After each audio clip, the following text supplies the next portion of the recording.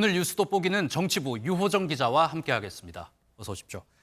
앞서 리포트에서도 저희가 전해드렸는데 이재명 대표와 문재인 전 대통령 두 사람이 만났습니다. 일단 분위기는 좀 어땠습니까? 일단 전반적으로 화기애애했습니다. 문 전 대통령은 현장을 찾은 민주당 당직자들에게 외교 안보 분야 회고록을 선물하기도 했는데요. 현장 모습 직접 보고 오시죠. 잘 읽고 또 민주당도 발전하고 나라 발전할 길을 잘 찾아주시기 바랍니다. 저도 언제 시간 되면 한번 읽어보도록 하겠습니다. 제 것도 하나 사주세요. 지금 외교, 안보, 국방, 보훈 이 분야만큼은 지금 상황이 너무 좋지 않다고 생각하고 과거 정부보다 많이 퇴행을 하고 있다고 생각하기 때문에 이번 회동은 이 대표의 코로나19 확진으로 수년된 일정인데요. 공교롭게도 그 사이에 검찰이 이 타이 이스타제 특혜 채용 의혹과 관련해 압수수색 영장에 문 전 대통령을 피의자로 적시한 사실이 알려지면서 주목을 받았습니다.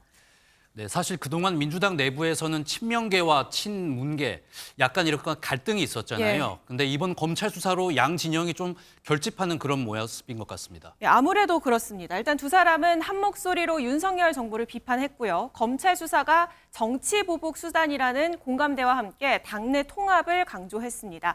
그동안 사법 리스크라 하면 야권 대권 주자인 이재명 대표의 약점으로 꼽혀왔고 친문계가 우려하는 지점이기도 했거든요. 그런데 검찰 수사가 문재인 전 대통령으로까지 확대되면서 양측이 이 검찰이라는 공동의 적에 함께 맞서는 구도가 형성됐습니다. 타이 이스타제 특혜 채용 의혹을 수사 중인 검찰은 오늘 이 대통령 친인척 관리 업무를 맡았던 전 청와대 행정관 신모 씨에 대한 증인 신문을 진행합니다. 문 전 대통령의 딸 다혜 씨의 이 태국 이주 과정 등에 대해 물어볼 예정인데 이 기일 통지서를 받은 문 전 대통령은 출석하지 않을 것으로 보입니다. 네, 실제로 민주당이 굉장히 적극적으로 대응을 하고 있잖아요. 맞습니다. 구체적으로 좀 어떻게 대응을 하고 있습니까? 먼저 당 지도부는요. 전 정권 정치탄압대책위원회도 구성했고요. 오늘 첫 회의를 진행합니다. 위원장에는 원조 친명 김영진 의원을 임명하고 윤건영 의원 등 이 친문계 인사들도 참여하면서 개파 불문 단일 대우로 이 검찰 수사 대응에 나선 모습입니다. 최근 이 대표의 일부 강성 지지층이 문 전 대통령 탈당 촉구 집회를 예고하자 당 지도부가 나서서 철회 취소를 요청하기도 했죠.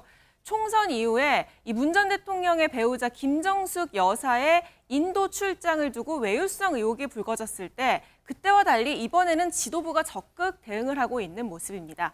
이 때문에 여권에선 대권을 노리고 있는 이재명 대표가 이 본인의 사법 리스크에 대한 부담을 덜기 위한 사전 포석이라는 해석도 나오고 있습니다. 네, 문재인 전 대통령과 이재명 대표가 만나면서 말씀하신 것처럼 두 사람이 단일 대우로 이렇게 대응에 나서고 있는데 국민의힘은 좀 어떻게 대응을 하고 있습니까? 두 사람을 향해서 정치적 도피를 멈추라라고 목소리를 높였습니다. 이재명 대표와 문재인 전 대통령의 원팀 행보엔 다른 의도가 있다며 꼼수 회동, 방탄 동맹이라고 강하게 비판했습니다. 양산이 검찰 수사에 도피처가 될 수는 없습니다. 이재명 대표와 문재인 전 대통령의 5월 동주가 애처롭습니다.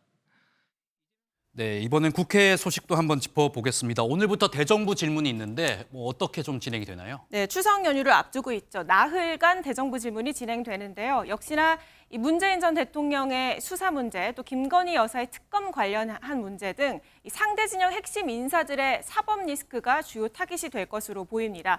여기에 더해서 야권은요, 추석 전 의료 공백 혼란상을 부각할 것으로 보이고요.